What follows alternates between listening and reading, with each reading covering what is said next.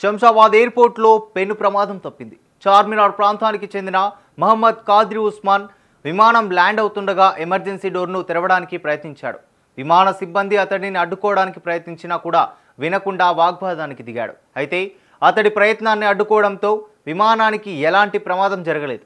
విమానం ల్యాండ్ అవుతున్న సమయంలో అత్యవసర ద్వారం తెరవడానికి యత్నించిన 58 సంవత్సరాల మహమ్మద్ కాద్రి ఉస్మాన్పై కేసు నమోదైంది. శంషాబాద్ ఎయిర్పోర్ట్ అవుట్పోస్ట్ పోలీస్ స్టేషన్లో కేసు కూడా నమోదు చేశారు.